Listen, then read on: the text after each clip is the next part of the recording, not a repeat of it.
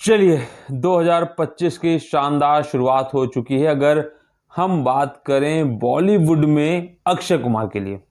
हालांकि फतेह से शुरुआत हुई थी, लेकिन बहुत हम कह सकते हैं कि जिस तरीके से सोनू सूद लगभग 3 साल बाद वापसी कर रहे थे, शायद उनकी मूवी कहीं ना कहीं से बहुत कुछ कॉपी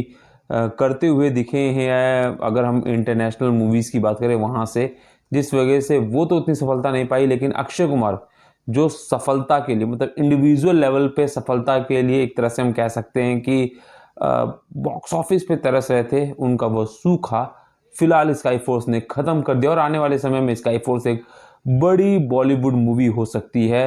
2025 की स्टार्टिंग की बात करें तो, क्योंकि जिस तरीके से हमने देखा कि स्त्री 2 और एक जो मूवी और थी उसमें उन्होंने कैमियो रोल, यानी जो हमने सिंघम अगेन देखी थी, यहाँ पे कैमियो रोल में थे। ये मूवी अकेले दम पे हिट कराने वाली नहीं थी, यहाँ पे इन्होंने कैमियो किया था। लेकिन जो अपनी मूवी लेके आए थे वो खेल में, या फिर दूसरी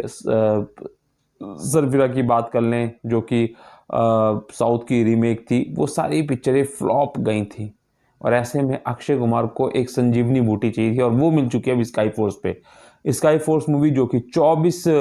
जनवरी को रिलीज़ हुई, 26 जनवरी यानी रिपब्लिक डे तक लगभग 20 करोड़ के ऊपर का बिजनेस कर चुकी थी, और आज 27 जनवरी की बात करें तो 30 करोड़ से ऊपर का बिजनेस कर चुकी है। और सबसे बड़ी बात, अब अगर 30 तारीख को देखा जाए तो देवा, जो कि शाहिद कपूर की मूवी आ रही है, लेकिन उससे स्काई फोर्स की स्क्रीनिंग पे बहुत बड़ा असर नहीं पड़ने वाला। और ऐसे में इस समय जो पैट्रियटिज्म की बात की जा रही है, तो स्काई फोर्स का फर्स्ट हाफ को लेके लोगों में निराशा है, लेकिन सेकंड हाफ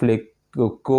हर कोई, अमूमन अगर हम 100 लोगों की बात करें तो उसमें से 70 लोगों ने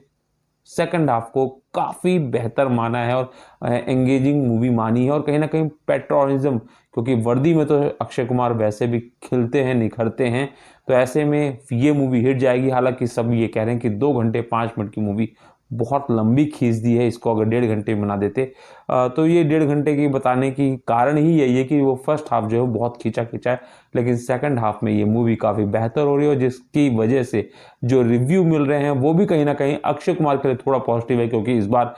वीर पहाड़िया जो कि डेब्यू कर रहे हैं, कहीं ना कहीं उन्होंने भी अच्छी डेब्यूटेंट की है। लेकिन जिस तरीके से 1965 पाकिस्तानी युद्ध पे बनी इस,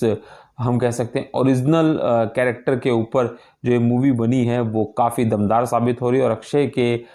जीवन में फिर से खुशियां ले आई हैं। हालांकि इस साल अक्षय की अभी और भी मूवीज़ आनी है, लेकिन जिस तरीके से शुरुआत मिली है तो हम ये कह सकते हैं कि 2024 जहां अक्षय के लिए बहुत अच्छा नहीं रहा था, वहीं कह सकते हैं कि 2025 की शुरुआत शानदार हुई है। वहीं अगर छावा की बात करें ना, तो छावा ने अपने आप अल्टीमेट एक तरीके से सभी के अंदर एक भावनाएं तो जगा दी हैं। एक कह सकते हैं कि छावा 14 फरवरी को जो लगभग आ रही है, वही स्क्रीनिंग भी कम करेगी स्काई फोर्स की। और कहीं ना कहीं इस बार कह सकते हैं कि छावा में जिस तरीके से हमने देखा है कि विक्की कौशल के स्टंट्स हैं, एक्शन सीन्स हैं, वो काफ़ी बेहतर लग रहे हैं। और सबसे बड़ी बात, छावा इंडिया के साथ साथ ये जो आप देख रहे हैं ना, मेरी दाहिनी ओर चल रहा है, रशिया में, रशियन लैंग्वेज में भी, रशिया में भी एक तरह से उसी दिन पर्दे पे आ रही है, तो ये बहुत बड़ी बात है। तो कह सकते हैं कि इस साल जिस तरीके से जनवरी की शुरुआत हुई है बॉलीवुड इंडस्ट्री के लिए, वो काफ़ी बेहतर लग रही है। और उम्मीद है कि स्काई फोर्स तो आगे अच्छा काम करेगी। साथ में छावा जो छत्रपति संभाजी के ऊपर बनी है, वो भी बहुत अच्छा कारोबार के साथ साथ कहीं ना कहीं एक तरह से पीरियोडिक फिल्म है, वो लोगों को जरूर पसंद आएगी।